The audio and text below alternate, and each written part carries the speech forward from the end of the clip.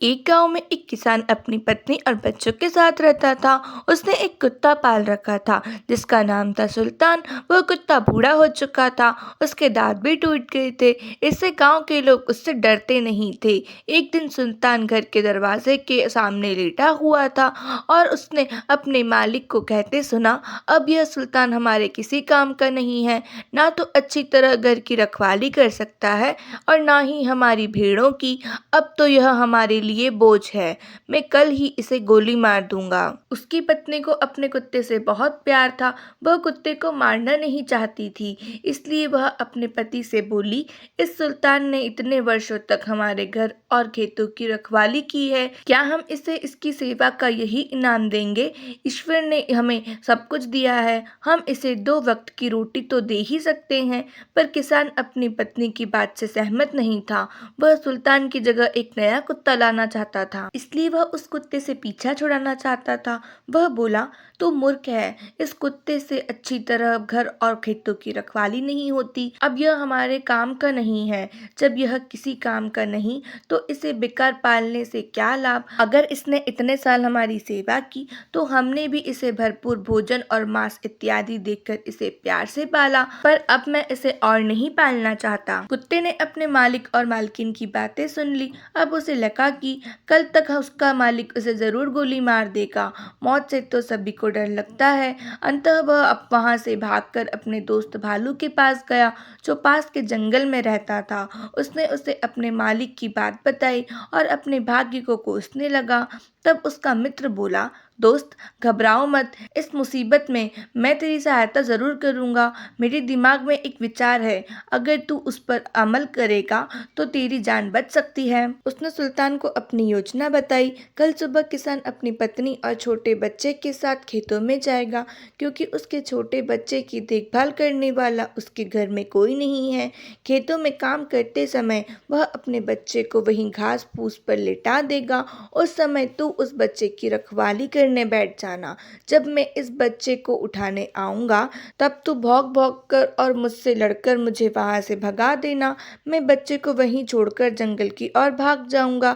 इससे तेरा मालिक खुश हो जाएगा और तुझे गोली नहीं मारेगा। उसे लगेगा कि तू अभी भी भालू जैसे जानवर से उसके बच्चे को बचा सकता है, तो तू अभी भी जंगली जानवरों से उसकी और उसके बच्चों की रक्षा कर सकता है। सुल्तान को उसकी योजना बहुत पसंद आई। अगली सुबह जब किसान अपनी पत्नी और बच्चे के साथ खेतों के लिए चला तो उनका सुल्तान भी उनके साथ हो लिया।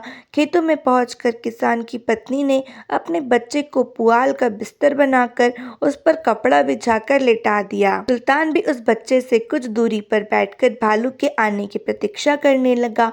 थोड़ी देर बाद भालू चुपके से आया और बच्चे को उठाकर चल दिया।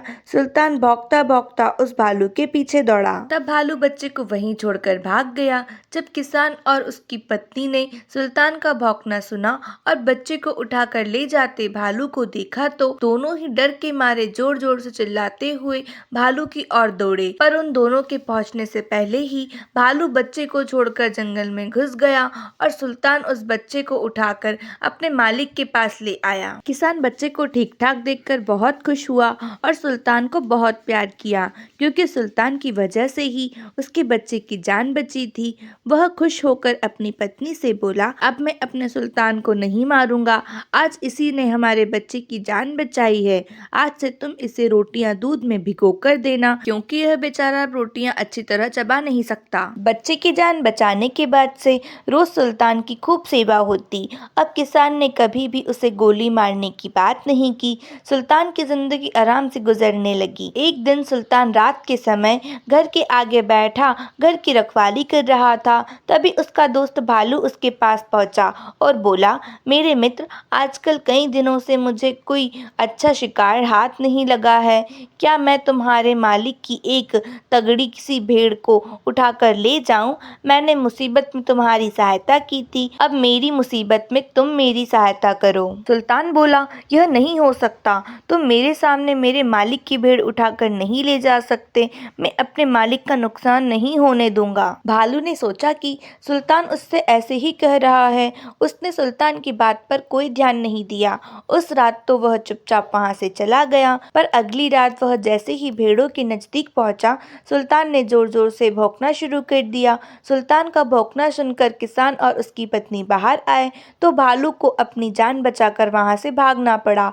भालू को सुल्तान पर बहुत गुस्सा आया। उसने सोचा कि सुल्तान ने उसके साथ गद्दारी की है, अब सुल्तान से इसका बदला लेना ही पड़ेगा, क्योंकि जब तक सुल्तान जिंदा रहेगा वह किसान की भेड़ कभी नहीं चुराने देगा। कुछ दिनों बाद भालू अपने साथ एक और भालू को लेकर एक अंधेरी रात में किसान के घर पहुंचा।